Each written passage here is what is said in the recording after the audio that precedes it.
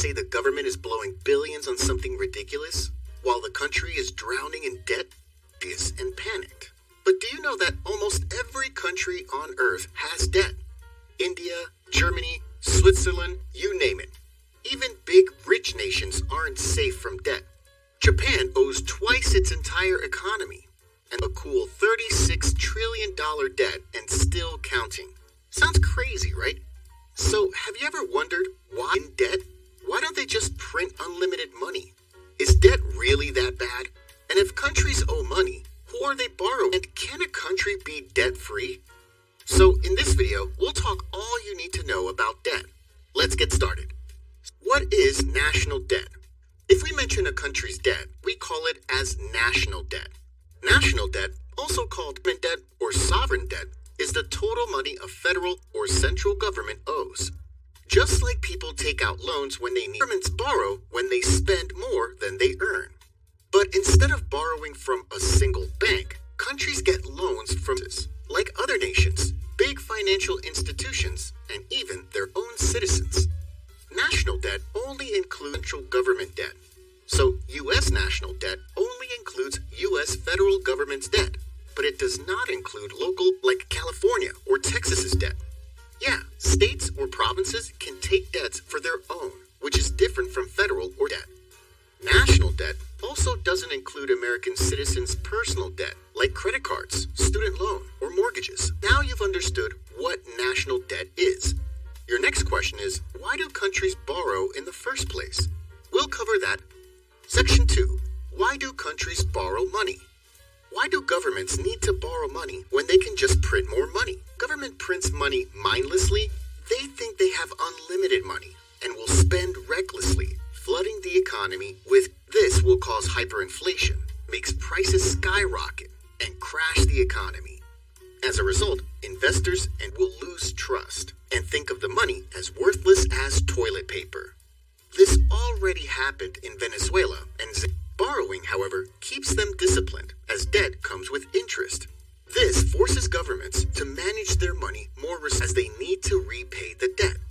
If you want more explanation, check out my other video, Why Don't We Just Print More Money? Now let's look at why governments borrow in the first place. The first reason is to cover budget deficits. Income comes from taxes, but sometimes it's not enough to cover expenses. This is called a budget deficit.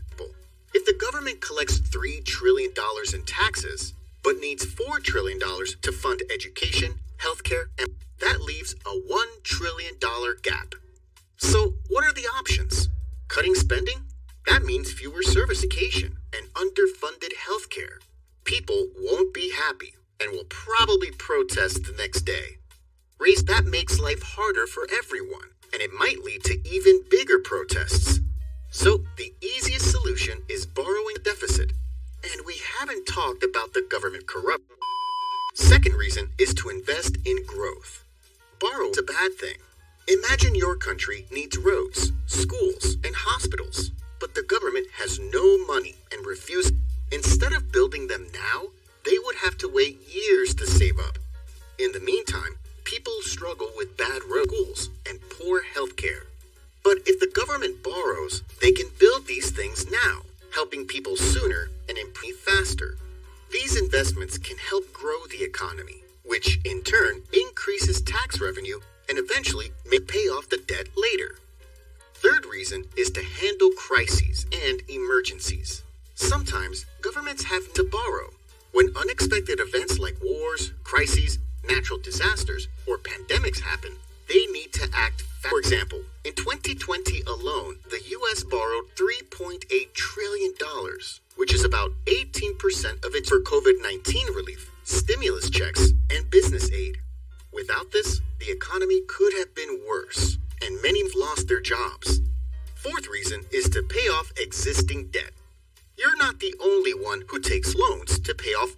The governments have mastered this trick better than you. So let's say a country borrowed money in 2010, in 2020. But when 2020 arrives, it cannot afford to pay it back. What does it do? Of course, in 2020 to repay the 2010 debt. And this cycle will keep going. As long as the country manages responsibly, it's not necessarily a problem. But if debt spirals out of control, well, that's exactly what happened, which defaulted on its $51 billion external debt in 2022, leading to mass protests. Fifth, to control interest rates and inflation. Sometimes governments borrow money as a financial tool. They're short on cash.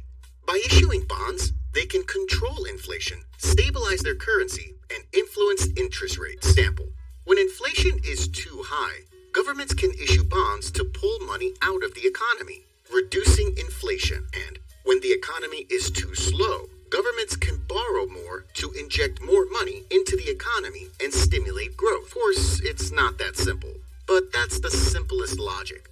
Now that we know why countries borrow money, the next question is actually lending them all this money. Let's find out in the next section. Section 3. Who lends money to countries? Is that governments often take on billions, sometimes trillions of dollars in debt. And you might be wondering, which dollars of money? Well, the government doesn't just borrow from one source. They borrow that money from three main sources, which are foreign and central bank. Let's break it down. First is from domestic lenders. If you don't know, you can lend your money to This is called bonds. So when you buy bonds and treasuries, you are lending your money to the government, and the government gives you the money back plus interest. So local citizens, like American citizens, can buy U.S. Treasury bonds. Local U.S. commercial banks, like Bank of America, can also buy U.S. bonds. Some ETF and mutual companies also buy bonds as their investments too. Not only private investors, even government agencies can buy bonds too, called intra-government debt. So government agencies, like Social Security in the U.S., can use their extra money in bonds in order to get the interest. So they can get more funds to provide more benefits. In fact, in March, about $7.3 trillion, or 20% of U.S. national debt, is intra-government debt. The second is from foreign lenders. Not only from locals, even foreign citizens and commercial banks can buy bonds. For example, German citizens or German commercial banks can also buy U.S. Treasury bonds. Foreign government other countries' bonds, but usually from stable economies, mostly as investment tools to get the interest profits. China being the largest holders of U.S. Treasury bonds, each owning around $700 billion and $1 trillion. Now, what if the country's economy isn't strong? Most foreign governments won't buy its bonds because they don't fully economies can pay them back. If a country defaults on its bonds, investors lose money, and there is no back. Instead, they prefer direct loans, where they can require certain policies and guarantee if the weaker can't pay it back. When countries need long-term funding for infrastructure projects, they borrow from organizations like the Asian Development Bank, the ADB, and more, which provide direct loans for roads, schools, energy projects. These loans have lower interest rates, but come with strict conditions. Now, what if a country is in economic broke and no one else will lend to them? Well, they turn to the IMF, or International Monetary Fund. Unlike development banks, the IMF doesn't fund projects, but provides emergency loans to prevent financial. IMF loans come with lower interest, but with strict conditions, such as requiring the country to cut spending and privatize state-owned companies, which can lead to protests and worsening economic conditions. Argentina and Indonesia became worse after following IMF's requirements. Third is from its bank. Governments can, in theory, borrow from their own central banks. This is called debt monetization, or financing, where the central bank prints new money and uses it to buy government bonds. But since it involves bonds, it's interest. However, most countries don't do this anymore because it can cause currency devaluation and hyperinflation. Central banks can still buy government bonds, but they do it indirectly by purchasing them from commercial banks first. This is mostly done to control interest rates and inflation, not to really lend money to the government. More in my inflation video. Yeah, link in the description. countries borrow money and who lends to them? Now section. Section 4. Is national debt a bad thing? Well, not really, because debt can be good, depending on how it's used and whether a country can manage it properly. Debt can be beneficial if used and managed wisely. Mentioned, when governments borrow to build infrastructure and public services, which can boost the economy, in times of crisis, like COVID, borrowing helps stabilize the economy and support businesses. So, as long as the debt is manageable, it's good. Debt is also dangerous. If a country keeps borrowing just to repay old debt, they fall into. When debt grows too large, a country spends more on interest than essential services, like healthcare and If investors lose confidence, they doubt whether the country can repay its debt, which lowers its credit rating. Countries also have credit ratings, just like your credit score at the bank. A bad rating makes borrowing harder. Investors stop lending or demand higher interest rates, leading to a debt crisis and possible default, which gives up on paying its debt, like Sri Lanka in 2022. A country defaulting is different from a business. So if you want a full video on what happens when a country defaults, let me know in the comments. Now, how much debt? There's no exact number, but one way to measure it is the debt to GDP ratio, comparing a country's total debt, economy, or GDP. So, for example, let's say a country has a 60% debt to GDP ratio. That country has $100 billion GDP, then its debt is around $60 billion. Many consider 60% or lower a safe level, but it's not a strict rule. Some countries, like the United States, which is a law that sets a limit on how much debt the government can take on. If the debt hits this limit, the government won't anymore in order to make U.S. more responsible managing its debt. But this is quite useless because the U.S. has the ceiling every time to avoid default. Now that we know when national debt is good or bad, now can a country be 100% debt-free? Well, let's find out in the next section. Section 5. Be debt-free.